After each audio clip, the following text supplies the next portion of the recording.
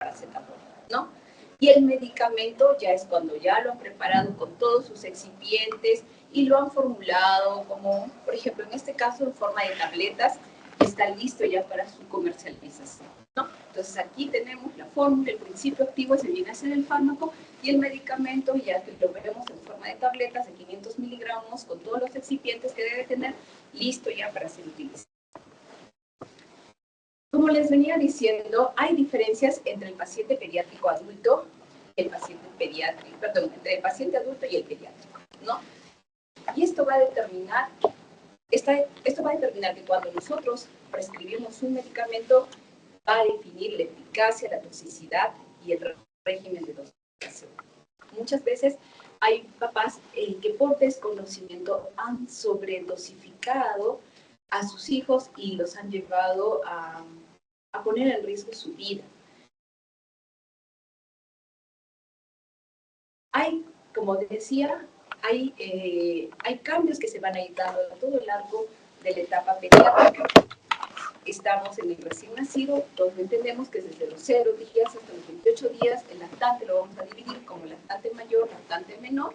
El lactante menor es aquel que va a ir desde el primer mes hasta el primer año de vida y el lactante mayor va a ir desde el primer año hasta el segundo año. Preescolar desde los 2 hasta los 6 años y escolar de los 7 a los 10 años y adolescencia de los 15 a los 19 años.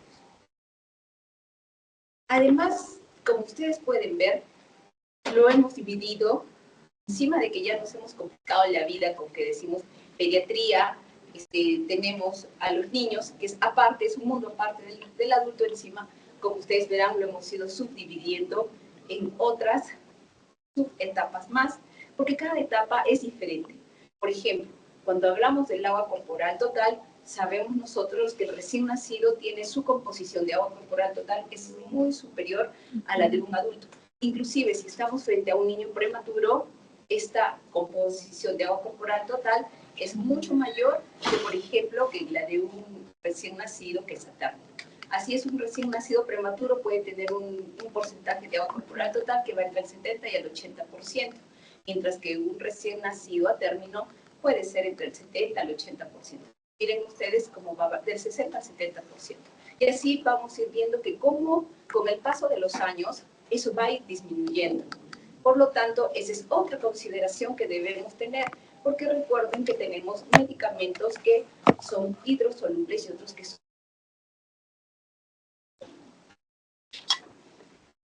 Como les venía diciendo, tanto así como el agua, es importante también el porcentaje corporal de grasa corporal, ¿no?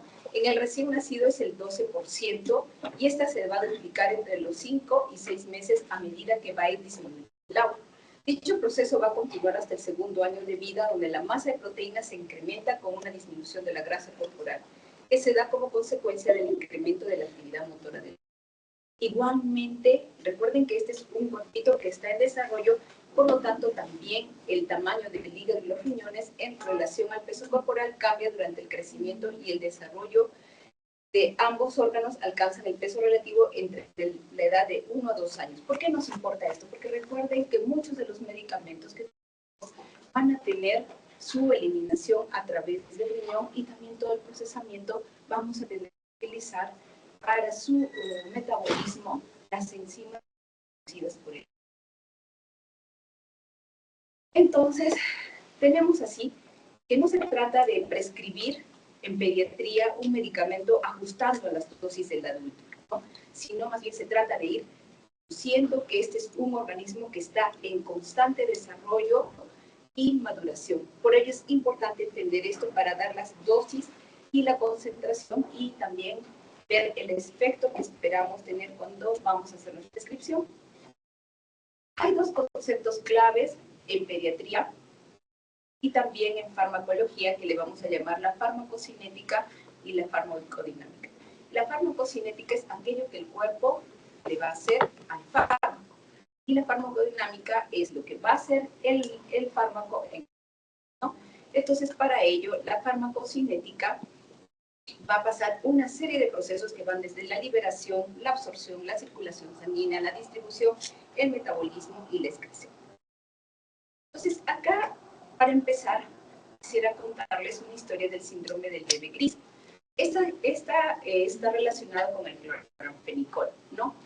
Más o menos dice que por los años 1959 a un grupo de niños les habían prescrito cloramfenicol y de pronto ellos empezaron a desarrollar una sintomatología y finalmente fallecieron, ¿no?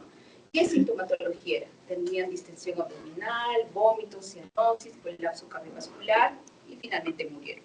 Se hicieron estudios y se vio que el problema era el cloramfenicol. La inmadurez de estos recién nacidos no les permitió metabolizar este medicamento. La conclusión a la que llegaron, que en pediatría no solamente los medicamentos son dependientes del peso. Ustedes habrán visto que cuando recetamos, por ejemplo, paracetamol, les decimos, a ver, dale a 15 miligramos, kilo, dosis o kilo. Entonces se dieron cuenta que ese no era el problema, que también tenía que ser adecuado de acuerdo a la edad. Entonces nosotros, cuando vamos a dar un medicamento, vemos la edad y decimos, si este es un recién nacido, vamos a darle así. Si este es un niño de tal edad, le vamos a dar así. Y encima de eso, para hacerlo un poquito más difícil, decimos, a ver, ¿frente a qué estamos? Tan simple como la amoxicilina, ¿no? Si estamos frente a una otitis, decimos de 80 a 90 miligramos kilo día, ¿no? Si estamos frente a una faringitis, de 35 miligramos a 50 miligramos kilo día, ¿no? Vamos así, haciendo nuestras observaciones, nuestras conclusiones para poder dar la medicación. Miren, no sé si lo logran ver bien. Les traje esta tablita para ponerles un ejemplo. Por ejemplo, este es de la ampicilina, ¿no? La ampicilina es un medicamento de amplio espectro que lo vamos a utilizar tanto en los estudiantes, en escolares, pero bastante lo vamos a utilizar en el recién nacido, ¿no?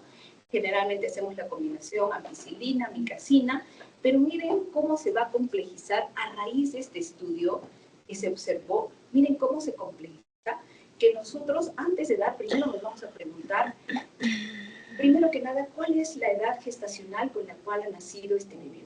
¿No? Nos vamos a preguntar eso. A continuación, nos vamos a preguntar cuántos días ya lleva de vida.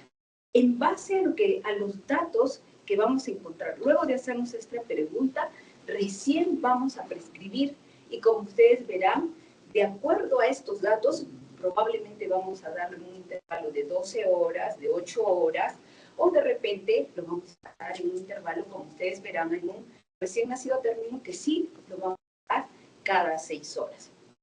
Dije, no solamente en pediatría es dependiente de la dosis del peso, también muchas veces tiene que estar de acuerdo a la edad. Entonces, siguiendo lo que es la farmacocinética, tenemos que saber que lo primerito que vamos a hacer es la absorción. Como ustedes sabrán, el mayor porcentaje de medicamentos que prescribimos a los pacientes en pediatría son por vía oral, ¿no? La gran mayoría.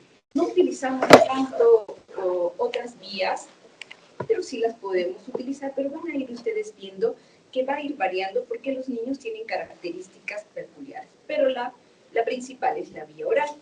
Sin embargo, tenemos que saber que en la vía oral tenemos ciertas características, principalmente se mencionan 4, que tienen que ver con el niño. Primero que nada, que cuando el recién nacido, vamos a decir, nace, el neonato, ¿no?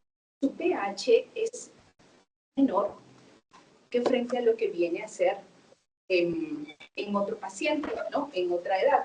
Entonces, el pH estomacal está entre los 6 a 7 en ese rango, ¿no? De pH.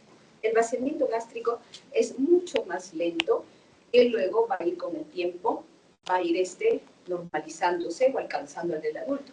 Por lo tanto, eso va a hacer de que durante el periodo neonatal, dice, el vaciamiento gástrico es errático y prolongado, alcanzando los valores de adulto a los 6 a 8 meses.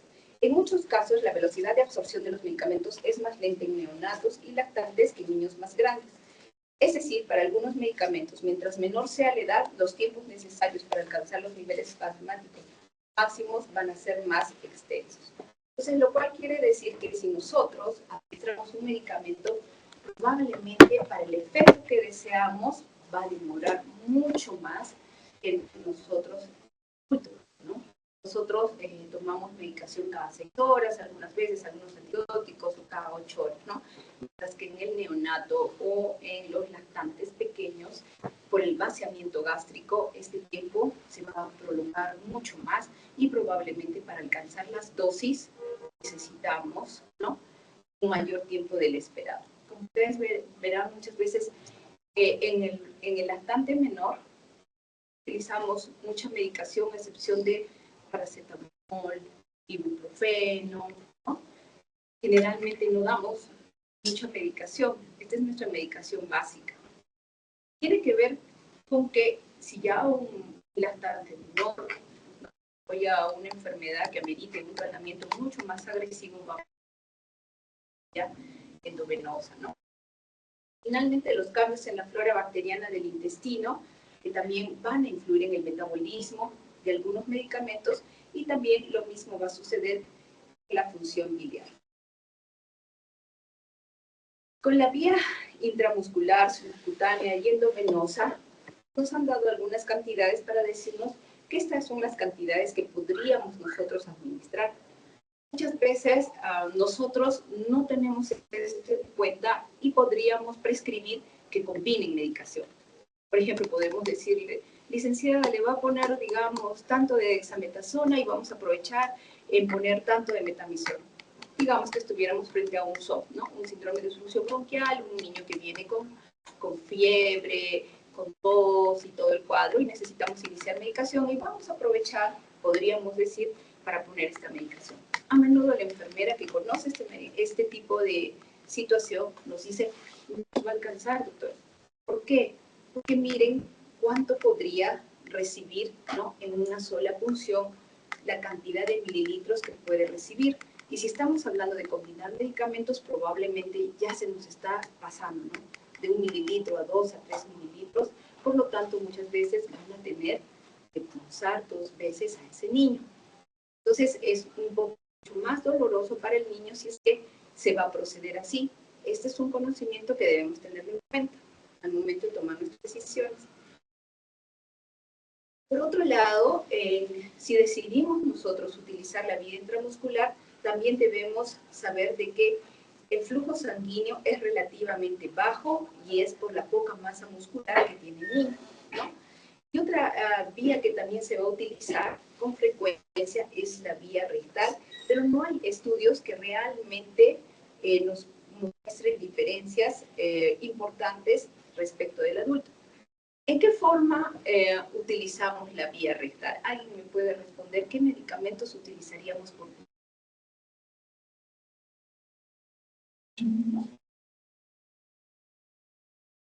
La forma de los supositorios es una, ¿no? ¿Sí? Ustedes van a ver ahí paracetamol en supositorios, incluso hay diminuidato en la forma de grabol en supositorios, la glicerina también está en forma de supositorios, que también a veces lo utilizan para el estreñimiento, pero también nosotros utilizamos la vía rectal, por ejemplo, cuando un niño llega convulsionando, ¿no? Un niño que llega convulsionando y no tenemos un buen acceso endovenoso, de repente nos decimos, vamos a ir con más seguridad, vamos a ponerle en la vía rectal, podemos ponerlo. Sin embargo, como ustedes verán, no hay muchos estudios al respecto, pero sí podríamos utilizar. ¿Qué medicamento podemos utilizar por vía rectal para calmar una convulsión? Una benzodiazepina. La vía inhalatoria también es frecuentemente utilizada, nos ayuda para que las moléculas del medicamento que estamos prescribiendo puedan llegar de la manera más adecuada hasta los alvéolos del niño. Esto también tiene su forma de indicarlo. ¿Por qué? Porque a menudo, si nosotros no sabemos prescribir adecuadamente, no va a haber una adecuada adherencia al tratamiento. Un niño que está recibiendo medicación por vía inhalatoria debe comprender, los padres, los tutores, que hay un tiempo para que el niño inhale y un tiempo para que descanse. Si nosotros le decimos a la mamá, inhálale, y no le hacemos ver que debe tener un tiempo el niño para descansar luego de cada inhalación, ¿qué va a pasar? Que las moléculas de lo que el niño inhale probablemente van a chocar una con otra y no vamos a tener el efecto deseado. Por eso también han visto que nuestros niños utilizan espaciadores, aerocámaras, para poder tener una buena absorción de este medicamento, ¿no? De los medicamentos que utilizamos por esta vía. También, por otro lado, tenemos que saber que existen dos medicamentos que vamos a administrar por la piel, ¿no? La vía tópica, y en este sentido, en las primeras etapas de la vida va a haber una mayor absorción, dado que el estrato córneo del niño es mucho más, podemos decir, mucho más delgadito y va a tener también una mayor superficie corporal. Por eso es que hay que tener mucho cuidado con la prescripción de algunos medicamentos por vía tópica, como son corticoides o como también pueden ser algunos AINES. Por otro lado, tenemos dentro de las diferencias farmacocinéticas, ya hemos hablado de la absorción, viene la distribución, y la distribución se refiere a que una vez que el medicamento ha sido absorbido, este va a distribuirse en el organismo para alcanzar su lugar de acción, ¿no? Y en este sentido, los medicamentos van a distribuirse en el agua extracelular y los depósitos de grasa basados en su coeficiente de solubilidad, o sea, igual al lípido agua, van a permitir unos cambios en la composición que van a influir en la distribución del medicamento. O sea, finalmente esto se resume en que una vez que el medicamento ha sido absorbido y ya está en sangre, va a empezar la fase de la distribución, ¿no? Y en esto van a influir el tamaño de los comportamientos de los compartimientos, perdón, como ya les había dicho, tenemos que ver que tenemos una distribución de agua en nuestro cuerpo, pero también va a haber una parte que es grasa. Y ambos van a determinar que un medicamento pueda ser absorbido de una manera u otra. Por eso llamamos a los medicamentos, algunos son hidrosolubles y otros son liposolubles. Acá, como les decía, ¿no? Hay medicamentos que son hidrófilos, como por ejemplo son los aminoglucósidos y las cefalosporinas, ¿no? Y las dosis iniciales licencias, cuando las administramos, nos van a poder difundirse más en este ambiente, muy por el contrario, los medicamentos lipófilos, como son los anestésicos y sedantes, como por ejemplo el fenobarbital, presentan un volumen de distribución superior en bebés, esto debido al aumento de la grasa corporal que sucede en el primer año de vida. A ver, vamos a avanzar un poco.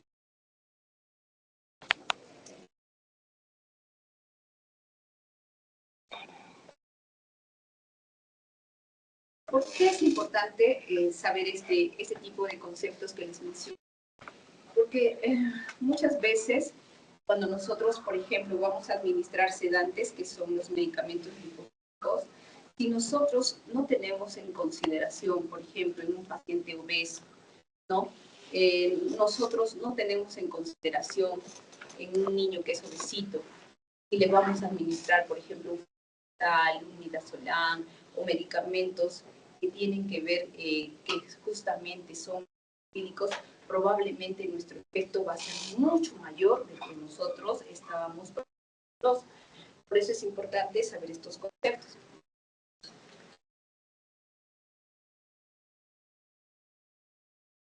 Respecto del metabolismo y la eliminación, el metabolismo de la mayoría de los fármacos es hepático y tiene una pobre eliminación renal, que muchas veces va a estar disminuida, porque como ustedes comprenderán, el riñón del recién nacido todavía es un riñón inmaduro y este va a terminar de madurar recién al primer año de vida, ¿no?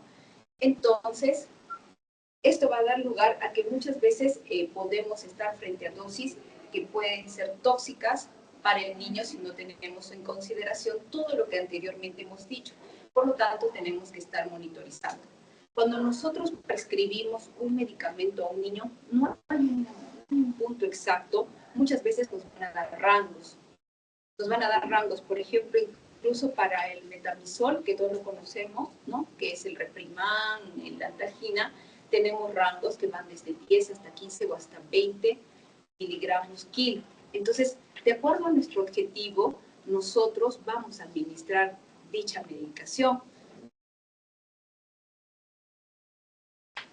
En cuanto al metabolismo hepático, tenemos que considerar que es aquí donde los compuestos más corales e hidrosolubles los vamos a transformar y los vamos a llamar metabolitos.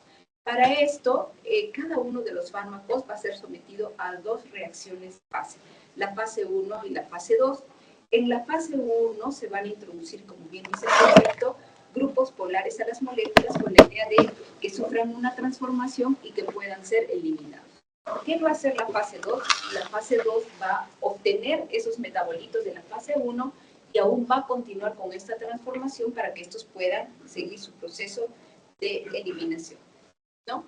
Entonces, en cuanto a los niños, lo que podemos decir de esto es de que hay una serie de reacciones que van a estar disminuidas y por lo tanto ese metabolismo podría favorecer su eliminación, no va a ser tan eficiente.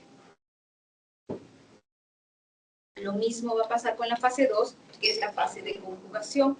Nuevamente, por ejemplo, ustedes pueden ver en esta diapositiva que hay diferentes enzimas, en esta fase diferentes enzimas, conjugación, etcétera, que no va a poder ser tan eficiente y que puede nuevamente dar lugar a la toxicidad, ¿no? Por lo tanto, cuando hablamos de metabolismo y eliminación, tenemos que saber que la metabolización hepática va a ser pobre y la eliminación renal va a estar disminuido hasta el primer año de vida, con un aumento de vida media del medicamento que se depura por el hígado o que son eliminados por los riñones. Por lo tanto, disminuir las dosis de mantenimiento para evitar toxicidad debe ser algo que debemos tener en cuenta, sobre todo en algunos medicamentos, y debemos estar monitorizando. O sea, en conclusión, no deberíamos empezar nosotros la medicación con la dosis máxima. Generalmente podemos empezar con la dosis más baja o la dosis intermedia, buscando el efecto deseado. ¿Por qué? Porque como ustedes pueden ver, el metabolismo y la eliminación del medicamento no va a ser tan eficiente en el niño, sobre todo en el lactante, en el más pequeño, porque dada su inmadurez no logra hacer todo el proceso que necesitamos para que lo pueda excretar adecuadamente. Avanzando allá. Esto también es importante, como ustedes pueden ver, la tasa de filtración glomerular. Miren cómo va a empezar en el primer día y cómo recién en el primer año va a alcanzar una tasa de filtración glomerular que va a estar de acuerdo a lo que puede ser un adulto y que va a eliminar adecuadamente los tóxicos del fármaco. Más aún debemos considerar esto cuando estamos en un niño, por ejemplo, que está presentando una injuria renal aguda. En ese momento, si es que ya veníamos siendo cautos con nuestra medicación, acá tenemos que hacerlo aún mucho más, porque quiere decir que nuestra función renal está venida a menos. El niño principalmente excreta los medicamentos a través del riñón. Muy bien, y en farmacodinamia viene a ser lo que el fármaco le va a hacer al organismo, ¿no? Y esta debe ser considerada el escenario cambiante, dice, del paciente pediátrico. Aquí, ¿qué vamos a ver? Lo que vamos a ver es, por ejemplo, una de las cosas más importantes va a ser la dosis, ¿no? Entonces, en las dosis hay una serie de formulaciones que se han hecho para encontrar cuál viene a ser la dosis ideal para un niño. También otros han considerado el peso, el peso, la superficie corporal y la altura para ver cuál podría ser la mejor dosis que podamos dar. En cuanto a la dosis, como sabemos, ya se han estandarizado muchas de ellas. ¿Qué viene a ser lo importante para ustedes como una parte aplicativa? Para lo que ya viene a ser su ejercicio de la carrera, es procuren no empezar con las dosis más altas, ¿no? Siempre con una dosis intermedia. Tener mucho cuidado con lo que es los periodos en los cuales los prescriben. Recuerden que los papás muchas veces, ellos van a hacer lo que les entiendan a ustedes. Por más que ustedes lo escriban, a veces no van a leer. Entonces hemos tenido muchos casos que los papás han hecho ese tipo de situaciones y han dado supradosis o infradosis a los niños. Entonces, hasta aquí esa parte de la dosis, yo les recomendaría que empiecen con una dosis intermedia y siempre tengan mucho cuidado con el lactante pequeño, ¿no? En cuanto a las presentaciones usadas, como les venía diciendo, nosotros generalmente la mayor medicación que prescribimos lo hacemos por la vía oral y puede venir en jarabe, en solución, en granulados, etcétera, ¿no? Mientras que ya a los adultos, mientras que ya el adolescente ya puede empezar a recibir en forma de grajeas, tabletas, cápsulas, etcétera, ¿no? Entonces, ¿cuál es el problema que tenemos con la medicación en los niños? Que es la carencia de formulaciones. Por ejemplo, muchas veces, digamos, ¿no? A ver, les voy a poner un caso. A ver, tenemos un medicamento que es para adultos, pero nosotros necesitamos de una fracción muy pequeña, ¿no? ¿Qué va a pasar? Muchas veces tenemos que hacer la conversión. Les voy a poner el caso, por ejemplo, vamos a ver del sildenafilo, que lo vamos a necesitar, digamos, en una dosis de 1 miligramo, de 2 miligramos, pero no viene en esa presentación. Cuando estamos en el hospital, lo mandamos a preparar y decimos a farmacia que por favor nos los prepare en forma de papelones y efectivamente nos los mandan luego en unos sabricitos de papelito y eso le decimos a la mamá, esa es la dosis que le corresponde al hijito. ¿Ya? Entonces, muchos de los medicamentos que utilizamos no necesariamente han sido formulados para los niños, pero nosotros sacamos la dosis para el niño y utilizamos esa fracción. Y ese es un gran problema que se enfrenta en todas partes. No hay muchos medicamentos que se han formulado especialmente así para los niños, por eso no los vamos a encontrar en jarabes, no los vamos a encontrar en las presentaciones que puedan ser.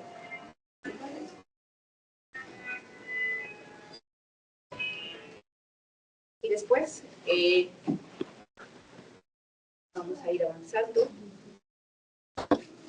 Por lo tanto, tenemos los errores en la dosificación en pediatría son el mal cálculo de la dosis, porque como ustedes verán, muchas veces les toca el desafío de entender si la D, porque les ponen miligramos kilo, y a continuación viene la D, ¿no? Saber si es kilogramos día, miligramos día, o es miligramos dosis, ¿no? Entonces, muchas veces incurrimos en el mal cálculo de la dosis, ¿no? Error en la transcripción, error en las dosis de los niños obesos, que vamos a hacer aquí un paréntesis porque es muy importante, error en la frecuencia y dosificaciones con cuentagotas y cucharas. Yo les quisiera contar un casito que tuve. Una vez llega a consultorio en el hospital que estaba trabajando, llega una niña, la mamá la trae porque estaba histérica, y lo único que la mamá me dijo, está histérica, la veo amarilla. Entonces le digo, en realidad sí lo parece, pero vamos a tomarle exámenes, tal vez tiene algo más. Le digo, vamos a descartar una hepatitis, que es lo primero que teníamos nosotros causa, ¿no? Entonces, vamos a descartar la hepatitis, le pedí una serie de exámenes, vamos a ver cuál de las bilirrubinas se nos está elevando, todo, señora, sí, me dice, porque ha estado con fiebre, ¿no? Entonces ya yo fui haciendo hice mi asociación clínica y dije, bueno, si ha estado con fiebre, está histérica, seguro que era hepatitis, ¿no? Entonces yo le dije, bueno, señora, yo terminando mi consulta me voy para emergencia y me busca ahí con los resultados. La esperé y eso fue como a las 1 o 2 de la tarde y a las 8 de la noche llega con todos los resultados. Era hepatitis negativo, se habían disparado las bilirrubinas directas. Entonces yo empecé a pensar, ¿pero qué está pasando, no? Tuve que volver a rehistoriar qué había pasado. La mamá, en uno de los datos que me da, me dice, lo que pasa es que ella estaba con fiebre por una infección urinaria. Ah, le digo, y ¿saben qué? Y estábamos atendiendo a un familiar que estaba enfermo y con él, por estarle atendiendo, nos hemos descuidado de su hijita que tenían 2, 3 añitos, ¿no? Nos hemos descuidado de ella y cada rato que hacía fiebre le dábamos el paracetamol. Entonces, y le dije, ¿y cuánto de paracetamol te has dado? Me dijo, un frasco. Un frasco, sí, un frasco se había acabado más o menos a 2 días. Le había hecho su hijita en una ocasión. Le había dado tan deliberadamente el paracetamol, le había dado tan repetidas veces que no había ella calculado la dosis y no había ella tenido en cuenta que no se podía dar de manera tan deliberada. Entonces miren cómo algo tan sencillo, por desconocimiento, esta mamá pudo poner en riesgo a su hijita. Había pasado para eso ya unos 2 días y estábamos en el tiempo límite para iniciar la acetilcisteína como antídoto, pero tuvimos que iniciar. Y así como este caso, nos han pasado muchos casos, medicamentos que deben ser dados cada 12 horas, los papás los dan cada 8 horas o los dan una vez al día. Entonces, por eso es que es muy importante ser muy claros con los papás y nosotros tener mucha claridad en el cálculo de la dosis y cómo les indicamos, ¿no? Y ahora quisiera hacerles un comentario respecto del error que tenemos en los niños obesos. Para ello, les quiero traer un ejemplo, ¿no?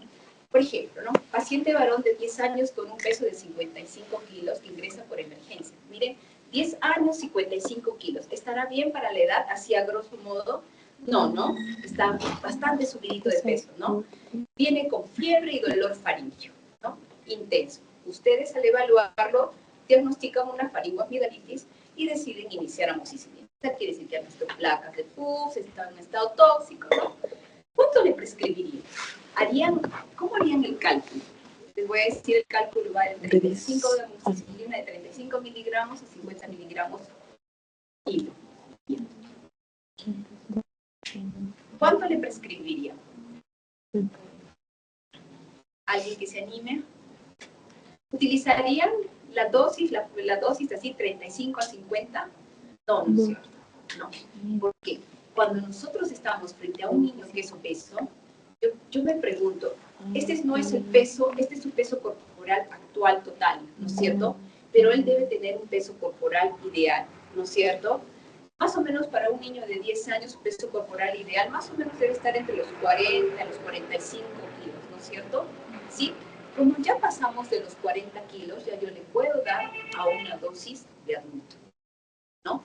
Ya no necesito yo estar haciendo los cálculos con mis fórmulas, porque probablemente si yo haría mis cálculos con mis fórmulas, yo me pasaría de la dosis, ¿no es cierto? Si tuviéramos que multiplicar 55, digamos, que le quiero dar a 40, digamos, ¿no? 55 por 40 me paso hasta más o menos 2 gramos de amoxicilina, ¿sí? Más o menos, ¿sí? ¿Me dejo entender? Si me paso ya de 2 gramos, ¿alguna vez han tomado ustedes 2 gramos de amoxicilina? Rara vez, ¿no? Generalmente tomamos 500 miligramos cada 8 horas. Por lo tanto, ¿cuál es el concepto?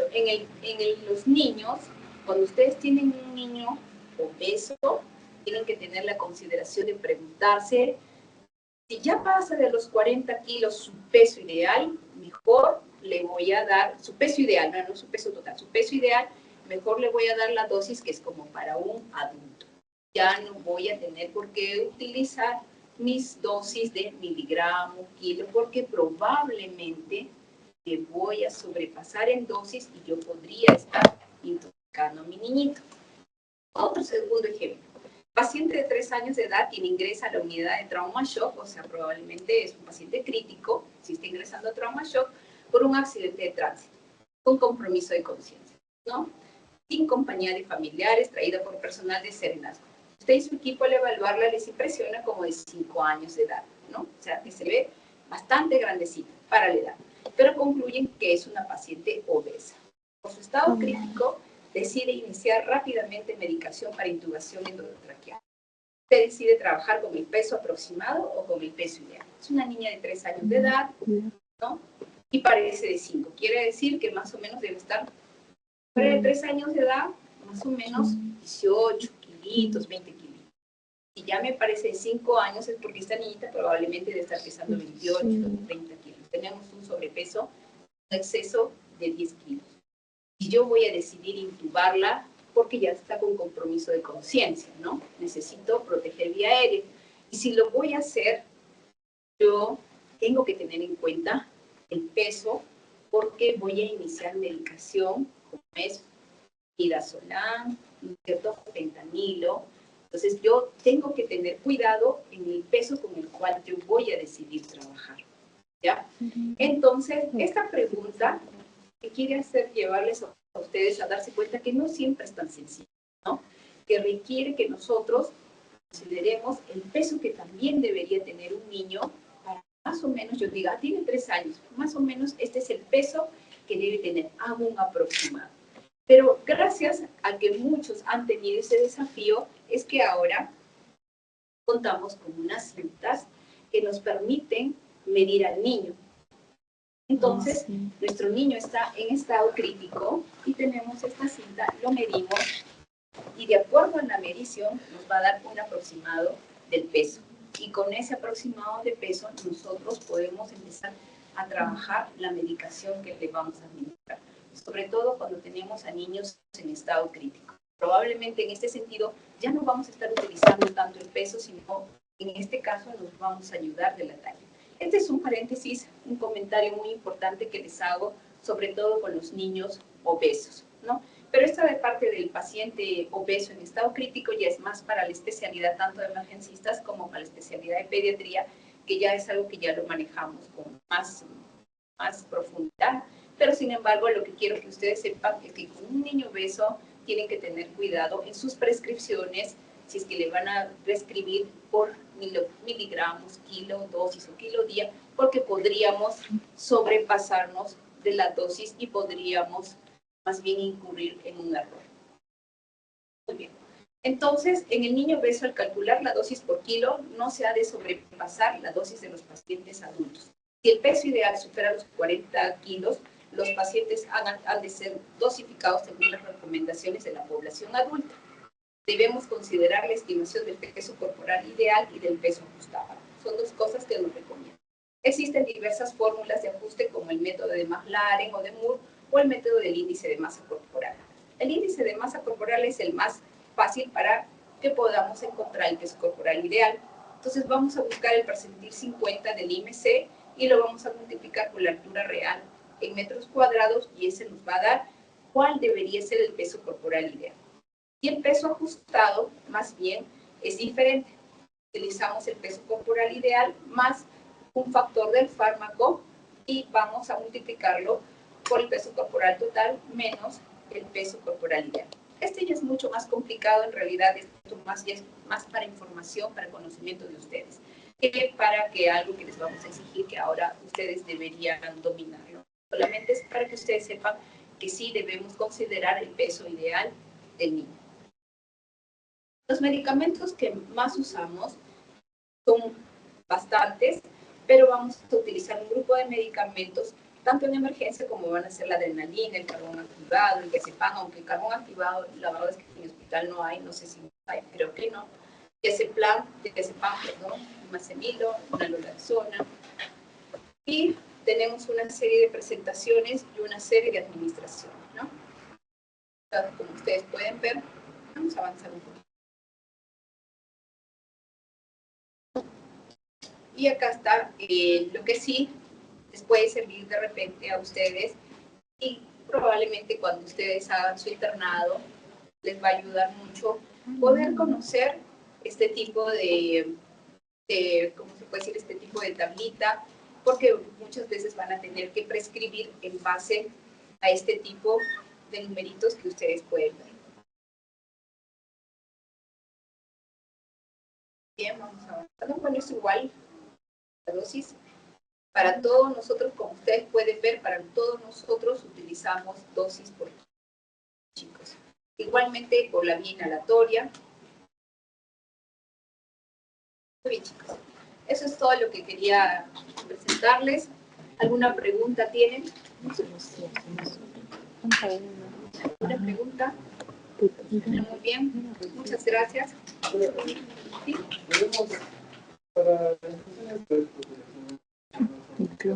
Perdón.